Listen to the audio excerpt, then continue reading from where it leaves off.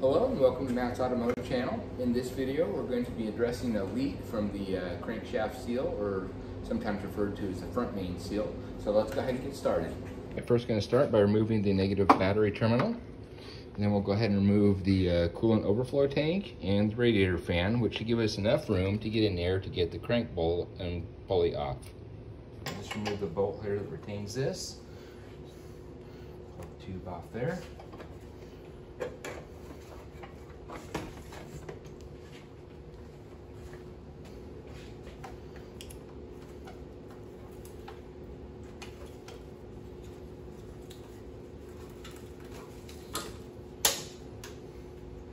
Alright, now we need to take off the two bolts that retain this fan.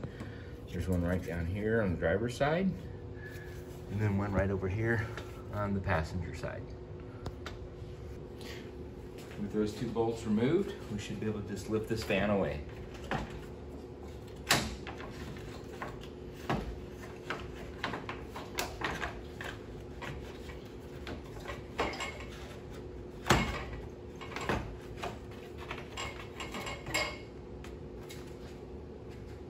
Now, with the fan and coolant tank out of the way, that gives us plenty of room to operate down here. Now we can use our impact to pull it out. This is a 21 mm socket.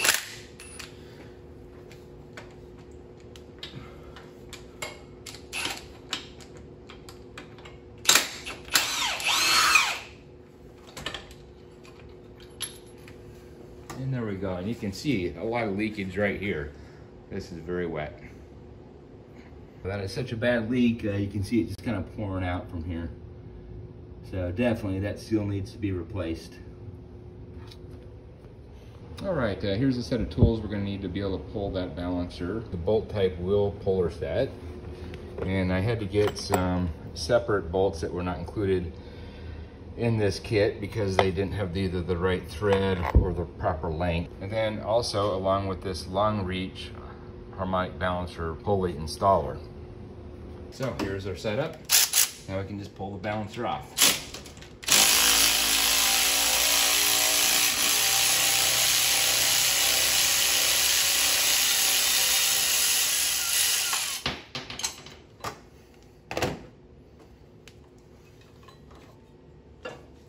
Now we can get a much better look at our seal.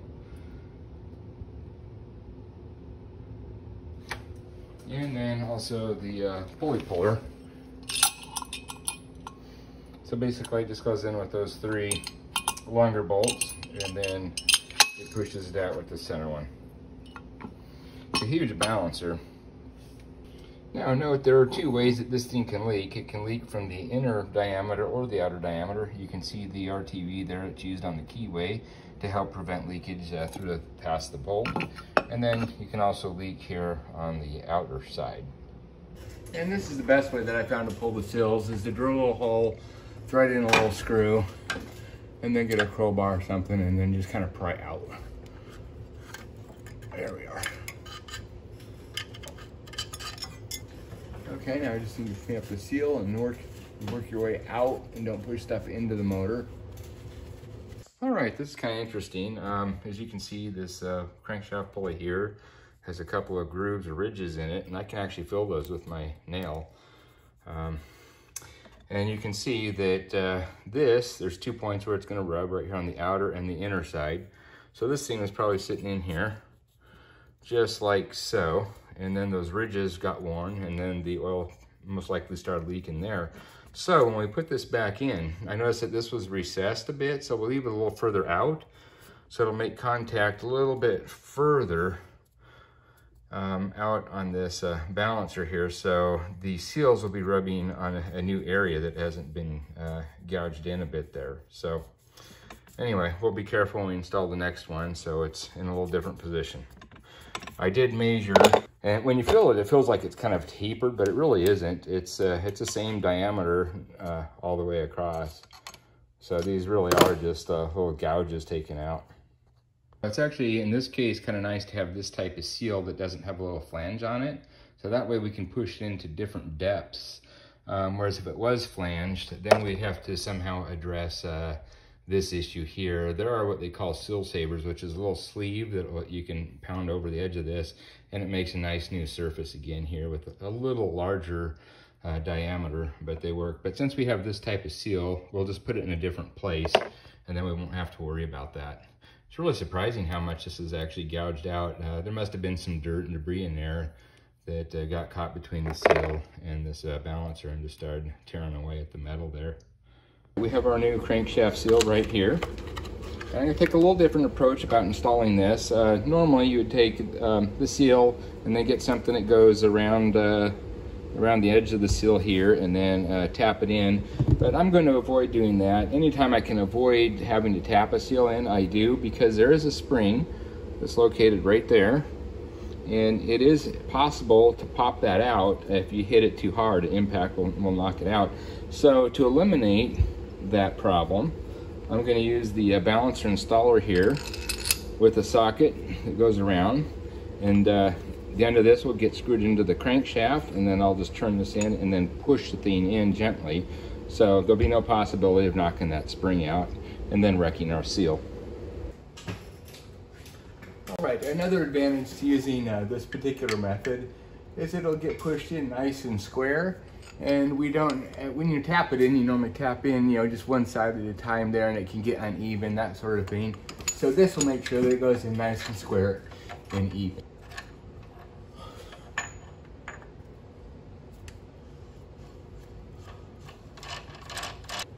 All right, so let's go ahead and crank this thing in here now.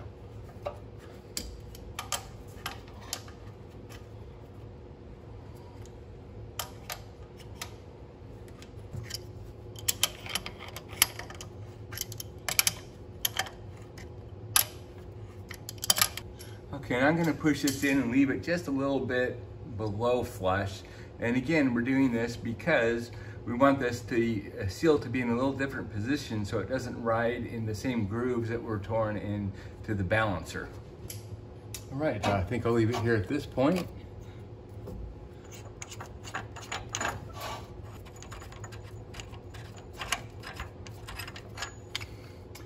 And you can see it's set in here a little bit. It's not flush with the outside, but it's also not in as far as it was previously. So hopefully this is gonna work. All right, the next thing we need to do is get the old RTV out of this slot where the keyway goes, clean it up. So when we put some more RTV in there, it can adhere real well to the sides of this and prevent more leakage. I like to use lighter fluid to clean up the surface and get all the oil off. That way the new RTV will stick really well.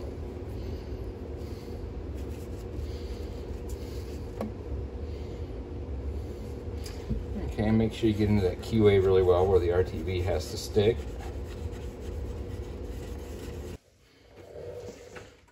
We also want to clean up the crankshaft side as well. Now we can go ahead and put a little bit of RTV on that little keyway there. Now I'm going to cut some 2.5 inch outer diameter PVC pipe to use with the installer, and I'll show you why here in a minute. I'm cutting this to 4.5 inches of length.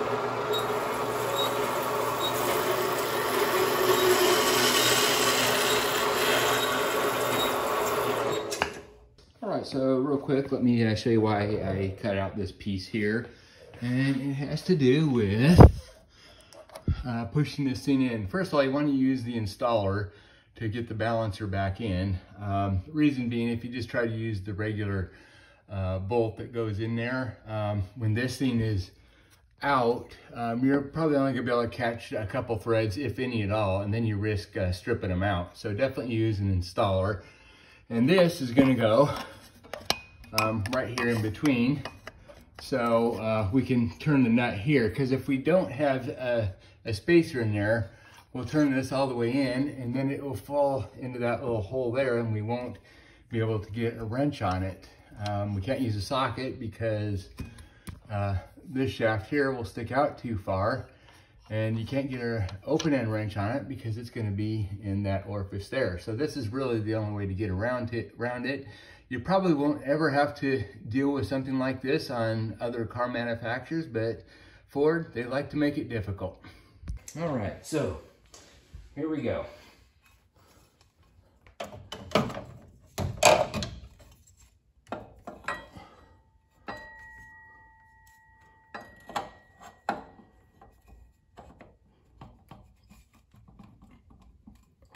Try to get that on there as far as we can, just by tapping it. And then we'll put this sleeve that we made onto the end. And then let's go ahead and thread the end of this bolt into the end of the crankshaft. And this way we're getting a lot of threads on the end of it, so there's no possibility of stripping those threads out. And now we got a nut here on the very end that we can turn.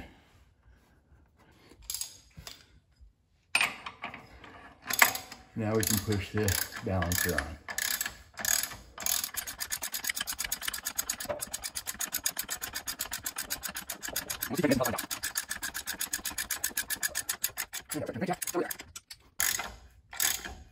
And there, we're starting to turn the crankshaft.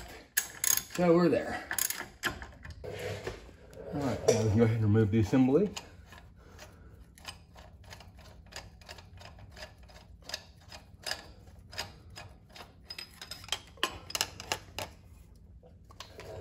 And now we can reinstall the crankshaft bolt.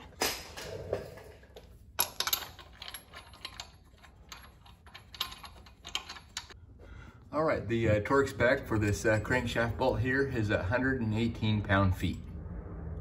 So in order to torque to that spec, you're gonna need to hold it in place with something. So just get something to wedge in there. Boy, it's really tough to see the bolt. There we go. We're on it.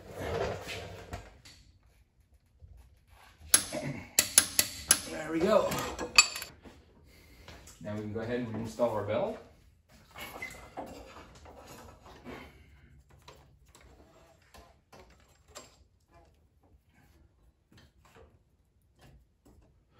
Now we can reinstall a radiator fan.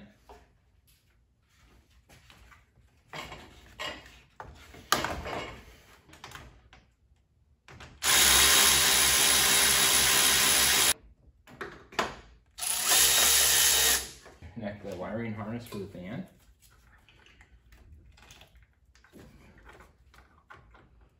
Now reinstall your coolant tank, overflow tank.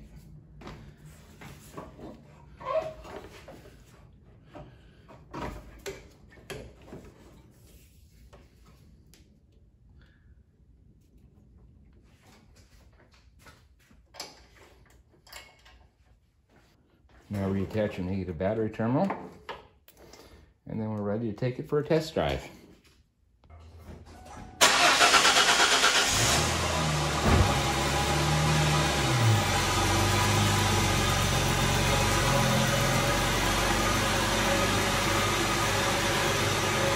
So we just got back from the test drive, so let's take a look under here and see if it still looks dry.